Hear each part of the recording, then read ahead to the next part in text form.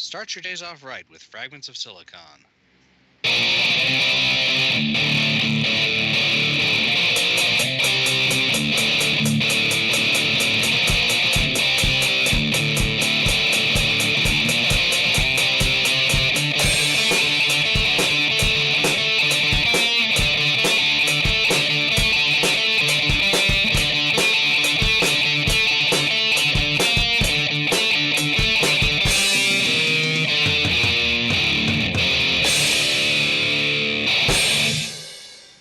All right, welcome to another installment of the Fragments of Silicon European interviews. Been a while since we've done one of these, not through a lack of trying, but schedule slips are what they are. Anyway, joining us this week is Philipp Döschl of FDG Entertainment, who are currently hard at work with Monster Boy and the Cursed Kingdom. So we're going to change things up a bit. I'm going to have my colleague Gallic start things off because he has to depart in about 15 minutes. Yeah, sorry. So yeah, this game is supposed to be a spiritual successor slash fairly direct follow-up to the Wonder Boy games. So I guess the biggest question I've kind of had with that is like, how is it going to be similar and how is it going to be different from, well, specifically the really recent remake of one that was quite good, but also other ones in the series. I know Well, you weren't doing that one, but it's based so on the first same of all, idea. hi. Hi. So yeah, well, the biggest difference is that it's a new game that hasn't been there before. So we're bringing a whole new story, new features, new gameplay, and it still catches the vibe from the games back then. So it's one big interconnected world. It's lots of things to discover. A nice story that unfolds over time, and yeah, like the classic vibe and a new appearance, basically. Hmm. But it still has a similar like progression where you get different forms to go in different places, and you get like different equipment for your different forms too. And Exactly. So every transformation has its own set of skills and its own gameplay, basically. So the pig, for example, can equip items since the pig doesn't have hands. In return, it can use magic or cast magic, and it can also use its snout to smell for hidden things in the world. You see like small clouds that indicate that there's something hidden. And the dragon, for example, he can fly. That's one of his special skills. The other one is that he has fire breath, and can also equip items like swords, armor, and so on. In return, he has no magic, and so every transformation differs. that makes sense. Um, as far as the story goes and the characters, these are all just new and original things. It's not actually directly based on the previous stuff because of being a spiritual successor. Or Well, yes and no. The pig, for example, it's a character that some people may still remember. He's been the shop clerk in, I think it was Monster Boy 3. And he wasn't playable, but now he is.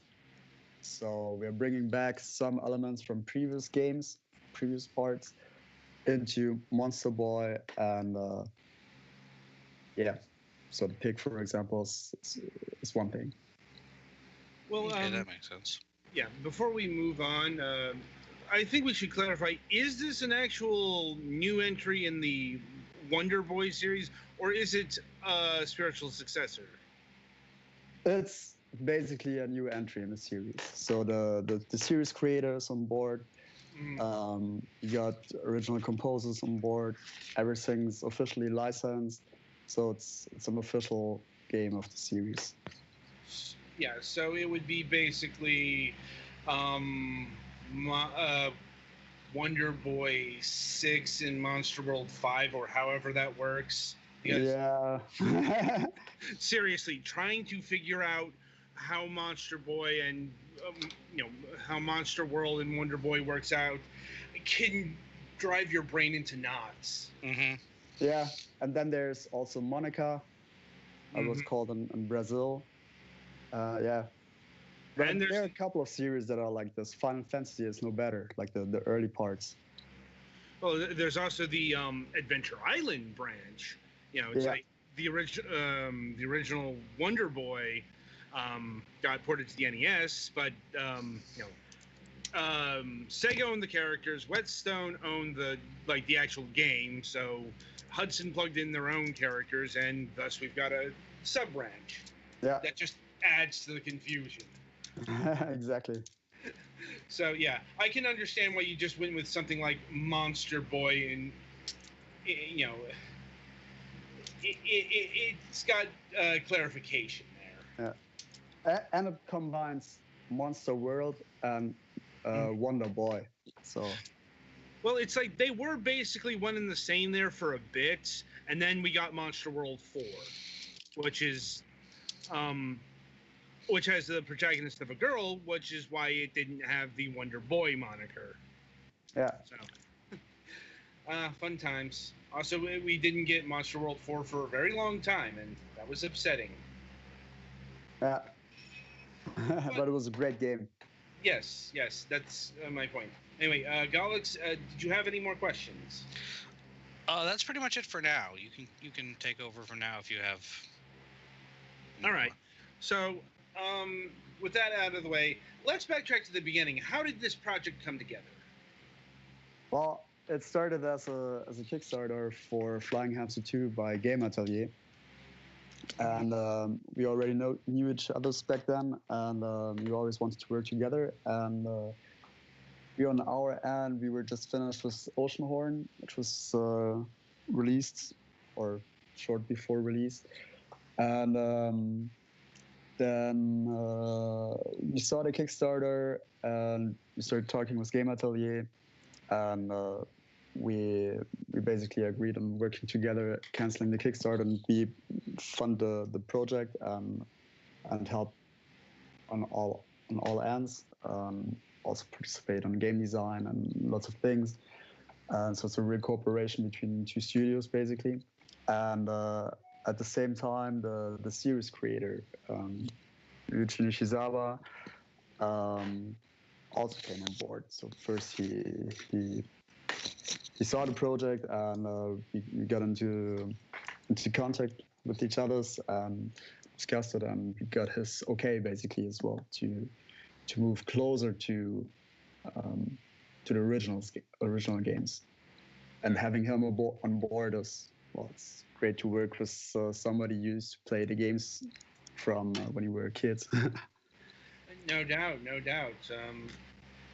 Now, has it been hard getting this project coordination all together? Because, I mean, you're in Germany, Game Altair, if I'm remembering, is French, and Yeah. the original creator is Japanese. So that's quite a, there's language barriers, there's, distance isn't so much of a concern because, we're in the age where you can send stuff over the internet.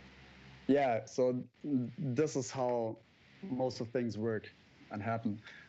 So luckily, Game Atelier and us are in the same time zone, which helps a lot. Mm-hmm. It's a bit more struggling when we have to deal with the US or with Japan, because there's a big time difference, especially with West Coast. It's like 9 hours difference. Yes. And so you lose a lot of time in communication. But with Paris, that's not the issue. And we are used to work like this for actually since we started. So a lot of our work is happening remotely, through Skype, through calls, through visiting each other from time to time to discuss things. And so for us, it's not a big deal, and we all have a good communication flow between each others. That's good to know. That's good to know. Now, I suppose we should dig deeper on exactly what is the original creator contributing to the project. Is it character design, level design, input? Yeah, most of all, it's input and feedback. Mm-hmm. So we basically have our creative freedom and can do what we want, but of course it has to fit the series and everybody's expectations. And this is always what we have in mind and focusing on, but to make sure it's a game that's up to date, but still is well true to its own roots. Has that been a difficult balancing act? You know. At times, yes, but once you get into it, everything feels very natural. Of course, you have to do like lots of tests and build like many different things in order to find out what works best. Um, Especially since the possibilities we have in Monster Boy was transforming into a form or another on the fly. With many different items that all have different abilities. Um, it's challenging to design a whole game experience that uses everything very well. So this is what did cost a lot of time. Right.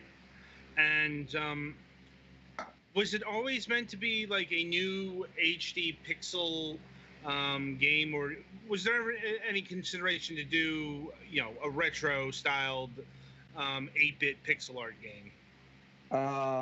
Not really. It started when it started. It looked a bit different. It used some other techniques, so this has changed over time. Um, for example, in the beginning, like most of the design was tile based. The animations were like skeleton animations. So you had a skeleton, or we had a skeleton where we could put different items on and so on. And this all shifted towards fully hand drawn 2D. So it's not even pixel. It's like really hand drawn. Right. Now it's basically done like a cartoon. So every frame is drawn by hand in high res. Like And sorry, Vectory and stuff. yeah, sorry. that sounds very painstaking. Well, it takes some time, but in the end, it pays off. So now it really looks beautiful. Like every screen is different. There are lots of details. Hmm. It's another look and feel than it used to be, but we believe it's more up to time. Makes sense. I mean, the game does look pretty spectacular. Thank you. You know, I suppose we should get this out of the way. During the development, did you know about Lizard Cube's remake of Wonder Boy 3? Oh yeah, of course. And we also know each others. And actually, the main programmer of Monster Boy went to the same class in university than Omar, the main programmer of Wonder Boy 3. So they know each other very well. They're very good friends. We're also using a tool from Omar that actually a lot of people use in the industry to develop games. And no, everything's fine. We helped each other's out as well, and, be it in development or on shows or whatever. So everything's cool, and we appreciate their work as well. That's good. That's good to hear. Like, and And they're also in Paris, so yeah, Game Magic and Blizzard Cube are very close together. no doubt. I'm like, and yeah, their project was pretty good. Yeah, it's awesome.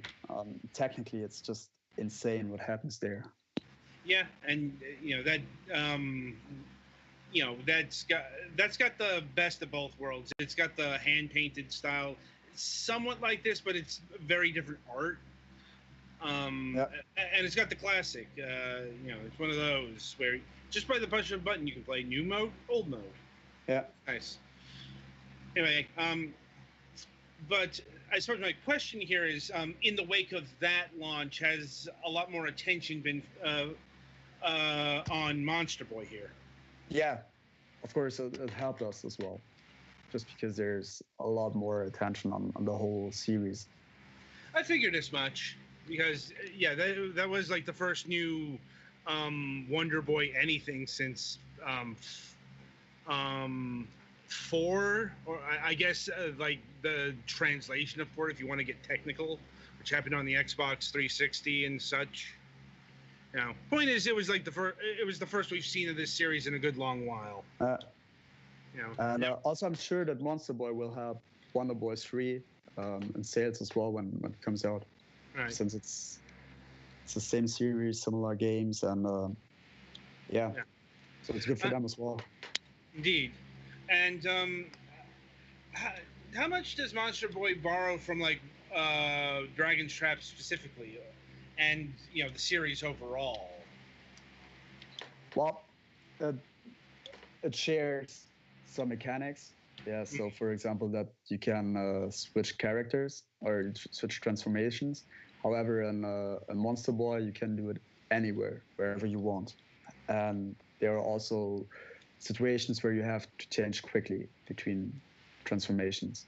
This is something that wasn't there like this in Wonder Boy 3, for example, because all transformations were like location specific. Mm-hmm. And there was one transformation platform or spot where you could transform, and then you had to play the section in that given transformation. And is it just Monster Boy in this, or is there a Monster Girl as well? It's just Monster Boy.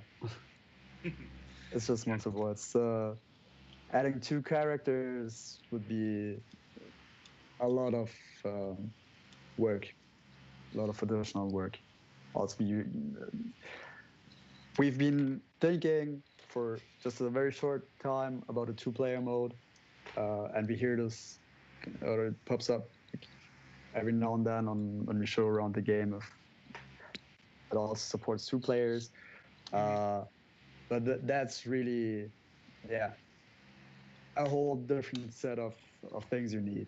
You have to adapt the whole game for 2 players, and doing this in a Metroidvania style of games brings in a lot of questions because, like for example, should we make a section or like a room that's only accessible with 2 players at the same time, and they have to help each other's to reach it? But what happens when you can't play it with somebody else? So it's also a game design thing.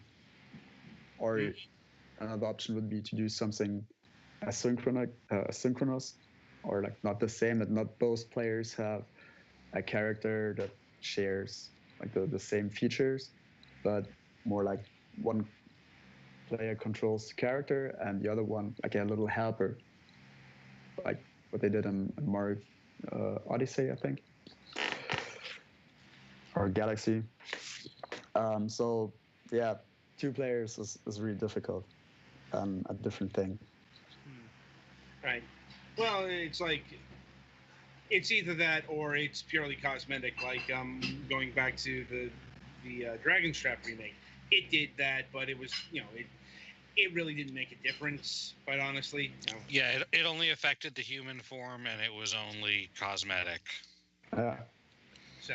But then the more details you add, the more people expect as well. So if you have, like in our case, for example, the pig, should it always look the same when you transform into pig and male or as female? Or should we add like a small ribbon to the pig or different costumes or whatever? So it's the higher the quality of the game gets, the more things you'll have to take into account. Indeed. And so how many transformations are in this game? And can you go over all of them, or some, like are only like the pig and the dragon known? There are 6 transformations in total, and you can transform in anyone that you've already unlocked on the fly. So you start as a human. It's Then after a short time, you get transformed into the pig, and then there's no way back into the human form.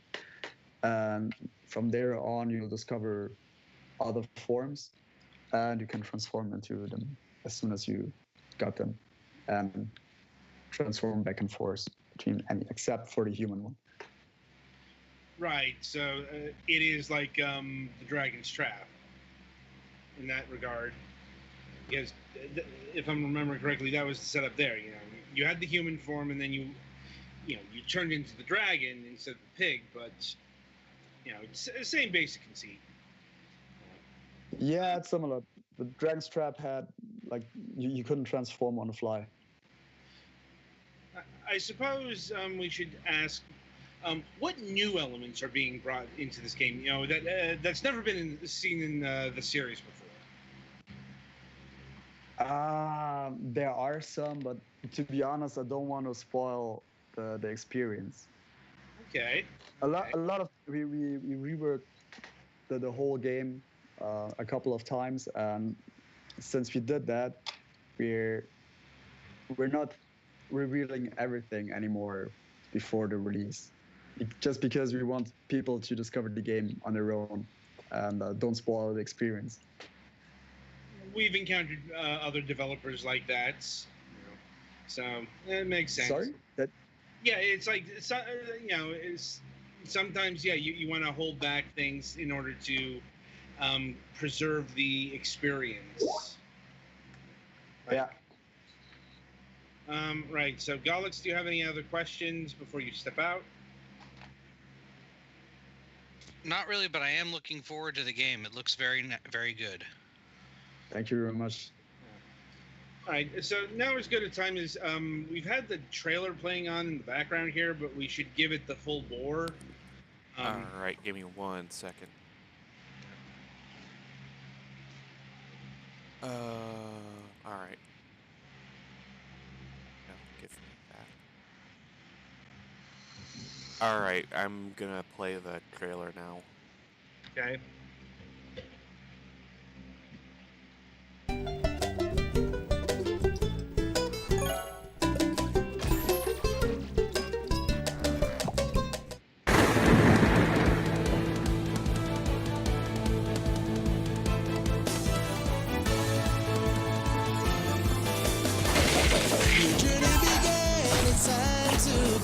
The power of change will help you grow and set you free. Only you can save tomorrow. Out in the darkness of the night, your courage will shine just like a light through eternity and put an end to all the sorrow. Through your adventures, you'll find the answers. Just gotta be strong and fight with resolve, 'cause nobody's gonna hold you down. Monster boy, fighting for a future made of love and joy. All the good and evil's trying to destroy, only you can save. If you have faith in your brain, you will see that not everything is what it seems to be. There's a beast within you, go and set it free. Listen to its voice. You're the morphin hero, monster boy.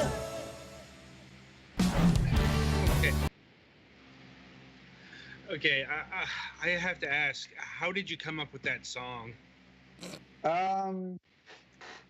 Well, we like about a year ago, we decided to rework the intro, and so we hired a Japanese anime company to draw the intro, and well, we also had we also needed to have a new song then, so we made a Japanese song, and when everything was ready in the beginning of this year, we thought we also need an English version of the song, and then we started discussing if we have to remake the music as well or not, and then we decided to go with a completely new song, and we're working with T. Lopez on another project as well. That explains a lot. I'm fairly certain I heard this song played in a 4Kids series once. Seriously, it's got that late 90s, early 2000s kids anime feel to it. Mother's Yeah. Basement would be proud. Yeah. I'm Yeah. like, it reminds me of the English version of We Are. Oh God. Yeah, for I don't whatever. know this one. Like, no. And yeah, so we asked him if he wants to do the new opening song, and he agreed, and that's it. So yeah, it's a catchy tune. Will both the English and Japanese versions be available, or is it Yeah. just all right? No, it's the same version, the same game worldwide. You can play it in any language you want, and if you set the language to Japanese, then you'll see the Japanese opening. If it's set to any other language, you see the English opening. Well, how many languages are in the game in terms of text? Let me quickly think. Quick Google search. No, I'd rather get my my Switch and check it out if I find it. Just hold on, there it is. Well, it's a classic languages like affix, English, French, Italian, German, Spanish, Japanese, of course. So it pretty much has EU, North America, and Japan covered, at least. Yeah, it has. I think it's Chinese as well. I'm not sure. I think so. Korean. Honestly, we localize all the games also mobile to so many languages that I oh God. can't lose the overview. So there we have games that are localized in up to 17 languages. Jeez.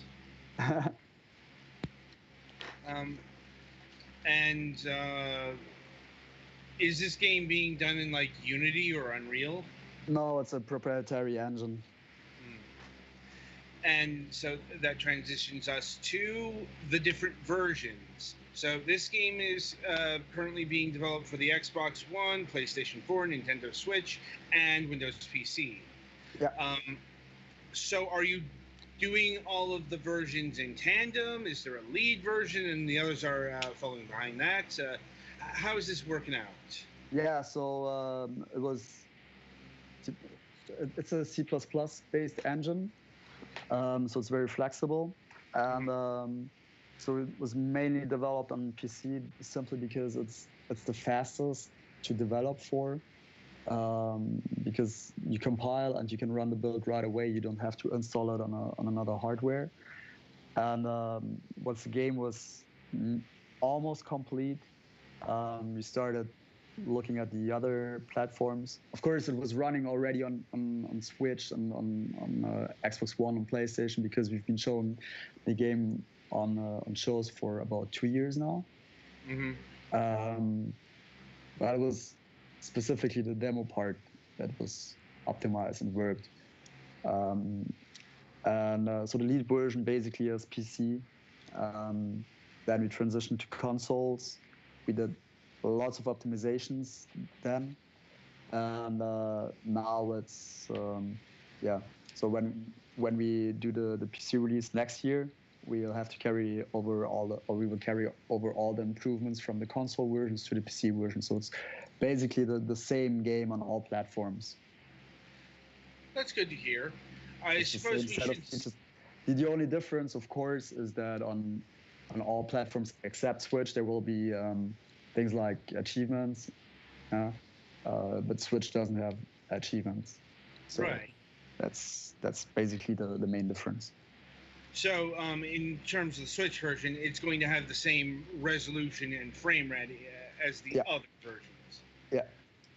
And I'm assuming it's targeting 720p 60 for handheld mode? Yeah. Oh, sounds good. I mean, it looks like a game that would do those kind of specifications. I suppose on the flip side of things, is there any 4K support? Not yet. we'll see.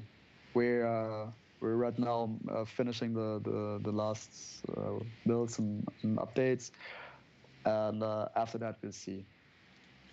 Makes sense. The thing is also, if you go with a fully hand-drawn game like Monster Boy, and there are also a couple of 3D elements, and it looks simple, but it's very complex, also on a technical level. And going with 4K and these high texture sizes is also a struggle on the technical end due to limitations in memory and so on. Indeed. And let's see here. I see it's also got HD Rumble support. Yeah. Is that just in general, or is it using the HD Rumble in any sort of unique fashion? Well, it has basically stereo rumble, and so it's basically used, as you know, HD rumble from other games as well. Okay. It's not the 1-2 switch kind of experience. On the PC side of things, is this just going to be for Windows, or any plans for Mac and Linux? Probably not. Probably we will stick to Windows. Yeah, some people do them, some people don't. Depends on circumstances. I'm a Mac user, so all my computers except for my gaming PC are Mac, and it's hard to find games for Mac. But honestly, the Mac is not a gaming platform. No. Even the simplest games, as long as they're not in 2D, as soon as they're in 3D, you'll have performance issues and problems. So I never play on Mac, actually. If it's not a simple game or a 2D game, then I don't play on Mac. And it's also reflected in sales. There are not a lot of people play on Mac. Right. I mean, unfortunate but understandable. Right. Well, if the hardware would be better, I think, yeah. Well, I mean, that's a different discussion. Well, the hardware hasn't had an update in, what, 6 years? Well, they just got a new update, but the problem is Apple's still using inadequate cooling, so anything more than a 2D game just pushes the CPU to thermal throttle, and you lose a lot of performance. Well, sounds about right.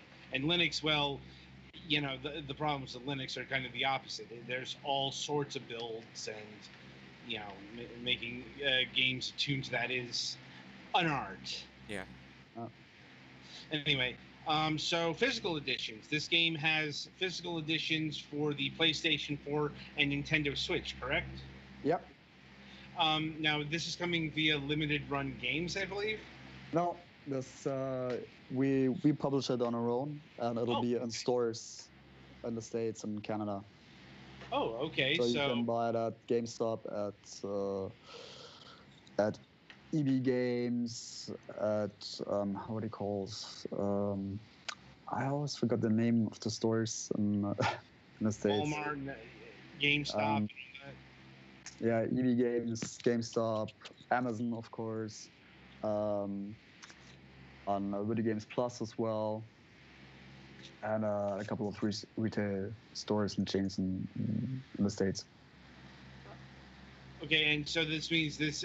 Best Buy, for example. Yeah, so this isn't a limited run physical edition? No. Okay, that's good. That's good. Why is it good? I mean, limited run are doing great things. Limited run does great things, but, well, it's kind of in the name.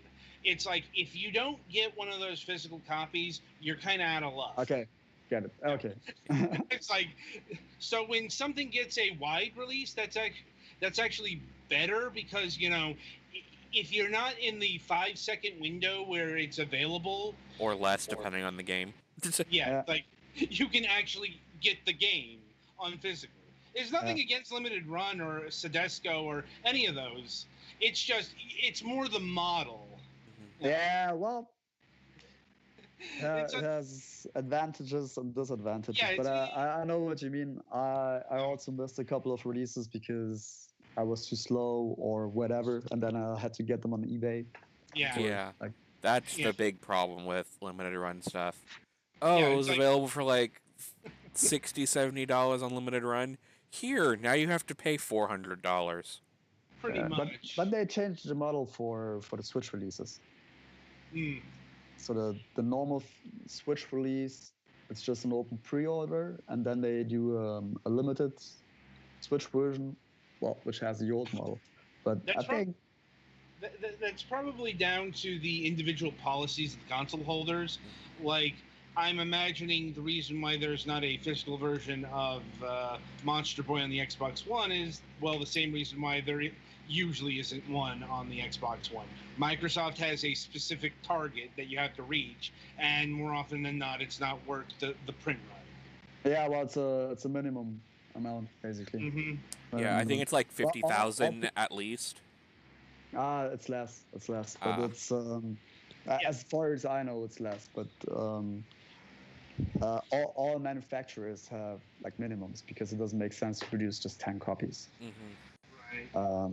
So all consoles in all regions have different minimums that you have to order. Well, then you have to think if you do it or not. And on Xbox, it would probably not be enough. Now, in terms Or- of the Switch physical release, is the game going to be fully on the cartridge, or is there going to be a download that you have to do as well? Well, no, everything's on the cartridge. There will be a day one patch, because right now we're also finding like things we didn't find before, as we're finishing the Xbox version, and made lots of improvement also for the PS4 version, and so we carry them over also to Switch. So on day one, the day the game gets released, it'll be the same on all platforms, but there will be an update. Neat. Also, the Switch version is done for almost 2 months now. Yeah, I was about to say So- that this is probably you're getting a day one patch because the cartridges are already being printed Yeah, and there are still and fixes going on. yeah, and there's a very very long lead time. So Mhm. actually, the card you have to be done with lot check and approvals and everything at Nintendo about 3 months before release. Yep. And if you continue working for other platforms, you can imagine the number of bug fixes. So we carry them over, and so that everything's on the game card. Even if you don't install the update, the game works. Yeah, it's basically working. like a lot of them. It's a playable version. You could complete the game with just the cart, no update, but you'll and get more it's all bug good. fixes. There's some issues that appear here and there that you didn't find in QA maybe, or that happen just like in a very small amount of sessions, but still you fix it because it happened for anybody. Right. Perform 520 perfect jumps and you crash the game. Oh, we need to fix this. Yeah. Yeah. So, did you ever give any consideration to a PC physical release of any sort? Not really. Hmm. Not really. It's no. No, that's not too surprising. Like, PC physical kind of works differently.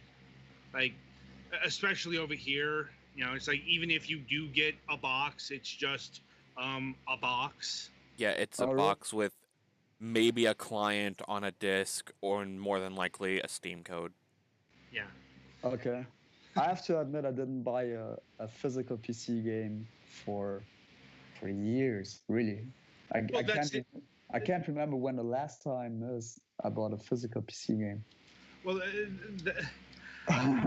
well, here's the thing. As I understand it, physical is much more of a thing over in Europe than it is over here. Like, Uh, we still have the occasional physical release, but it's like everything is so digital on PC these days. You know. So But how is it on the countryside? Do people have fast internet there? Maybe they're more likely to buy physical games there, as opposed to people that live in the big cities where there's fast internet and so on. It's possible. It could be any number of things why that is, but yeah, it's like if you're doing physical releases, it's usually for the console side of the equation. Anyway, so release dates. This game is coming out December 4th, correct? Yeah. And is that final? Because I know this was slated for like this month, and then it got a bit of a tumble. Yeah, it was November 6th until I think 2 weeks ago or 3 weeks ago. And I can't go too much into details, but there were some issues with manufacturing, and things took longer than expected, and this is why we had to postpone by another month. The game is ready, but it's just the physical manufacturing that takes longer than expected. I see.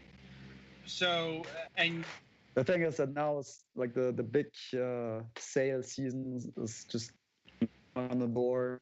It's Christmas and the big AAA releases, and everybody releases his games now. So everybody wants to get the physical things done as well. So everything takes longer. I see. And so all of these issues have been sorted out. This is the final release date.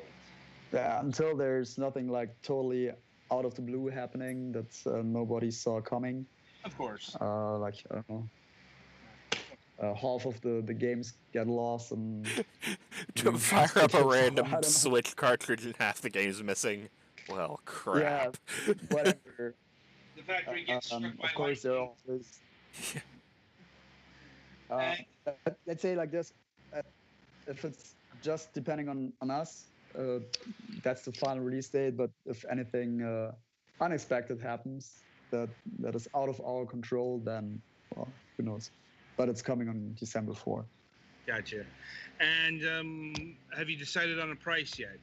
Yeah, it'll be $40. $40. All right. So, Petty, if you do you have any other last questions here? I was going to ask. Go ahead. Sorry. And in the physical version, you'll have a manual. So there's a full 24 pages, full color booklet, and 2 sticker sheets. Yay. Yeah, anyway, the trailer had the animated sections in it. Is that just for the opening, or are there actually going to be animated cutscenes in game as well? It's for the opening. Okay. Okay. Well, I'm looking forward to Monster Boy. It's like we'll probably be in contact around the release of the game to see if we can't review it. Like, sure. So the game is Monster Boy and the Cursed Kingdom. It is coming out December 4th, 2018 for the PlayStation 4, Nintendo Switch, Xbox One, and Windows PC. Physical editions will be for the PlayStation 4 and Nintendo Switch. And it's clocking in at $40. What's the euro price on that? It's 40 euros. Okay, so... And just one small notice: the PC version will be out next year. Okay, and the PC. Okay. So be sure to look for the console versions. December, PC version next year. We'll probably be asking for the PC version since that's the thing we all have here. Okay. Okay. Anyway, okay, that'll about do it for this installment of Fragments of Silicon. Be sure to join in tomorrow for our main show as we welcome Andrew Edridge of Sistance Games. We'll be talking about their RTS hybrid, the Mastros. Until then, I wish you good gaming. Bye.